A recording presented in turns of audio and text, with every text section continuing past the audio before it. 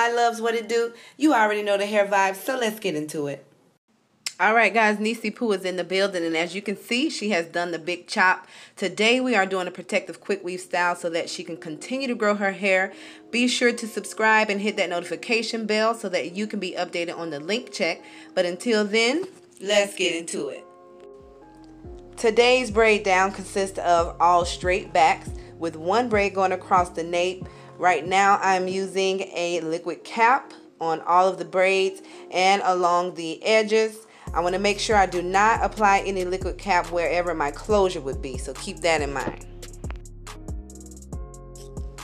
Now you can go ahead and place your Sanex strips right on top of the liquid cap.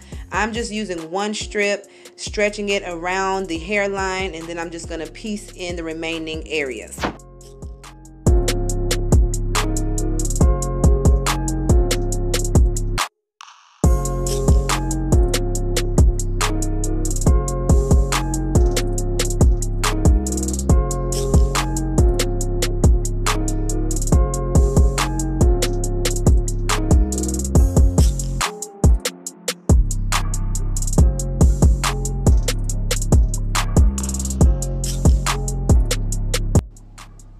And boom, we got action. Right now I'm bleaching my knots with 40 volume developer. I want to try to get this as light as possible, so like a pale yellow, level 9 or a level 10, so that I can finesse this Beauty Supply store-bought closure.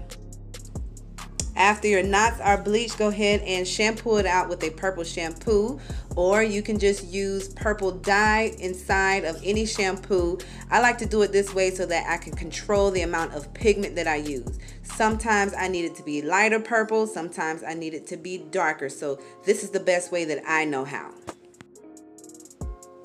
Getting back to the install, you guys want to make sure that you stretch your cap as much as possible. The thinner, the better. Also, go ahead and cut out the holes for your ear so that once you apply your glue around the perimeter, it's going to be nice and snug for a great foundation.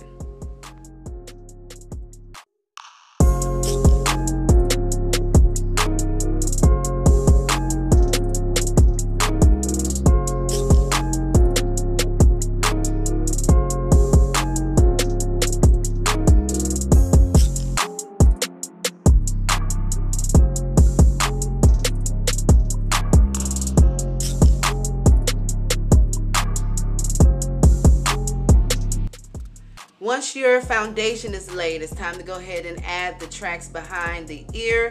I like to add about 3 to 4 tracks in that nape area before I work my way forward. And the method that you see me using, I'm just simply measuring the amount of track that I need and then cut and paste. As you get to know me, you will see that I use multiple methods on just about everything that I do, but this is definitely my go-to.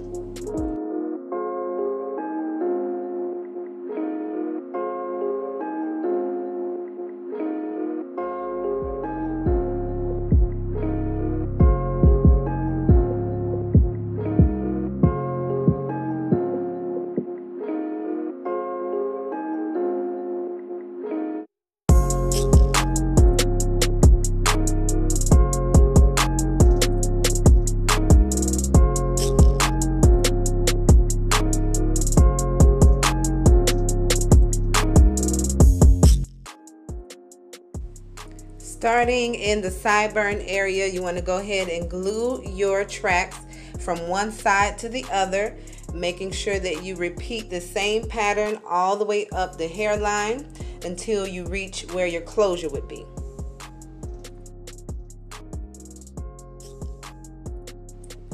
If you are using a 4x4 closure as a side part, you will end up filling up one side of the head before the other.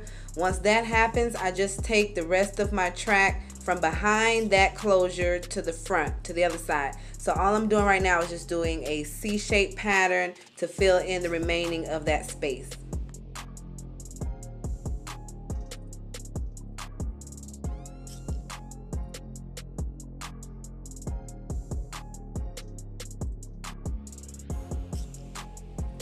What knots? No knots, honey. All Scalpianna. Now let's go ahead and get into this pluck. Right now, just have her holding down the closure in place. I'm going in with my Got to Be spray, and you guys can use any holding spray that you want. Now I just chose to use the holding spray so that I don't wet my foundation with any water. And so this holding spray is going to give me a nice slick grip that I need for a really good pluck. So as you guys can tell, this closure is super thick and dense. So for the most natural outcome, I'm going to be taking really thin partings as I go. I'm going to work from one side of that closure towards the middle and then back to the same side. I'm going to repeat that step 1 to 2 times even before I move on to the other side of the parting.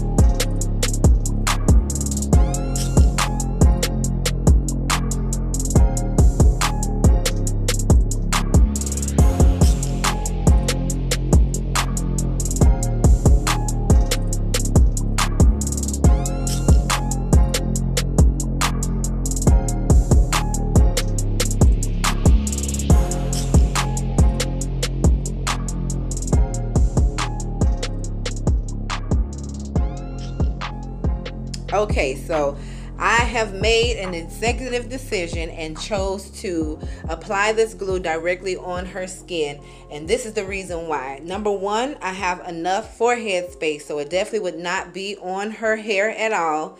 Also, remember, this is your super inexpensive, cheap beauty supply store-bought closure. Therefore, it's not going to be as thin as your HDs and your transparent laces. So I don't want to continue to add more fabric on top of fabric. I'm trying to finesse me out, not stress me out, okay? So please don't come for me. This is totally my decision, my doing. You do not have to do it this way, but you can.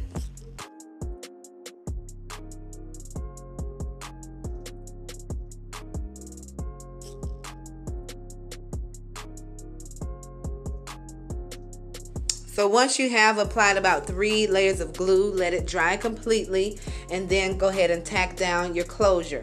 I am giving it a little bit of stretch as I tack the closure down because the thinner the better.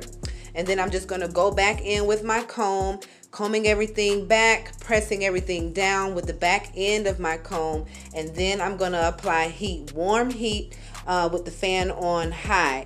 I want this to be completely dry because when it's time for me to cut off the remaining of the lace, it's going to give me a nice crisp, clean cut instead of it being tacky or sticky.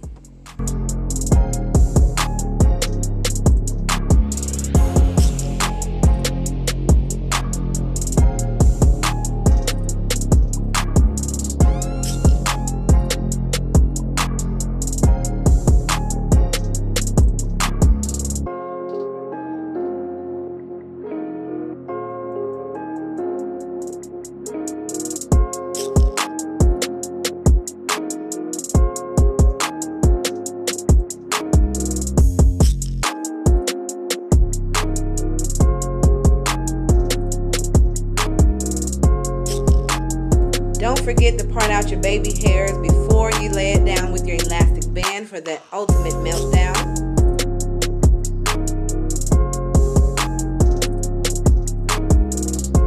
Ladies and gentlemen, let's welcome Scalpianna to the stage. I have plucked out this parting, making it even more of a natural look, but this scalp, I'm convinced, is hers. It's hers, period. I'm going in with a little bit of beeswax at the base of my hair within the closure, and I'm going to be using my flat irons, my regular flat irons on 450 degrees, and I'm doing this as an alternate way because I did not have my wax stick, and nor did I feel like waiting on this hot comb to get heated in the stove. So make sure you are taking extremely thin partings when you're doing this so that it can be as flat as possible.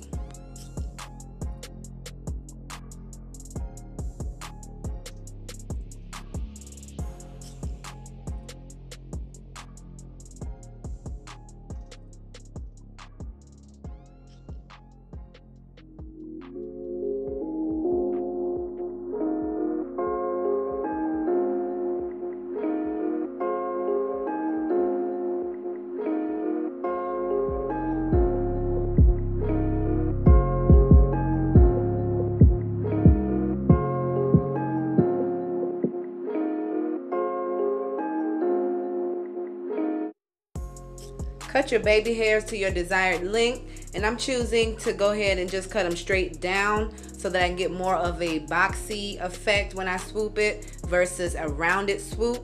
And I really wish I would have cut more of this lace off. That way I would have been able to get rid of that line of demarcation completely for a flawless install.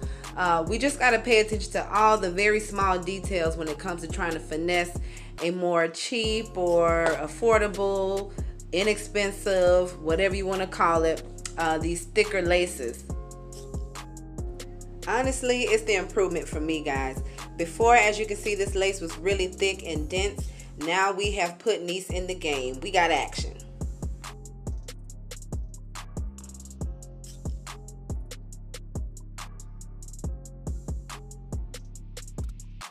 I did use a combination of holding spray and just a little bit of foam wrap to help me guide and mold it to where I want it.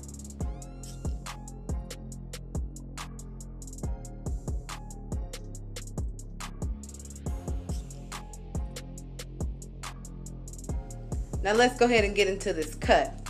Hopefully it's not too dark and you guys can see everything that I'm doing, but I'm just parting out the middle back for my guide. I'm going to grab the hair and cut straight across. After that, I'm just going to comb the hair straight down, measuring it up to my guide and then cutting it while just laying on the cape. This allows me to cut at a 0 elevation, because once I grab the hair, you're automatically elevating it a little bit, and that's going to give you textured ends, maybe even slight layers. And I'm going for the Dora bob. We want it bone straight all the way across.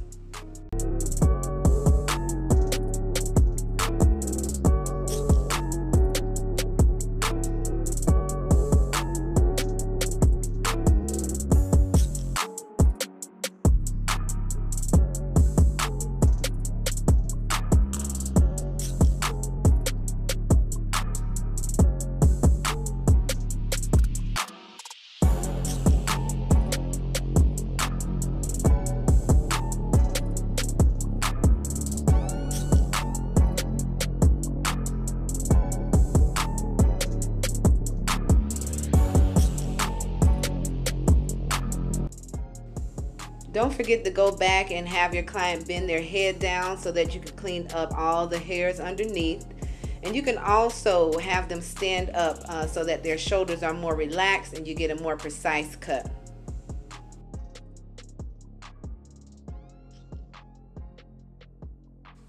As for the styling, guys, it's pretty simple. You want to use your favorite lightweight serum and make sure that you're applying it throughout the hair and not just on top. Right now I'm using the Styler Serum. I'll be sure to list everything in the description box so you guys can tap in and see all the products that I used in this video. But I'll be using my 1.5 inch flat irons on 430 to 450 degrees, giving it a light slight bump. And be sure to stay tuned for the finished look.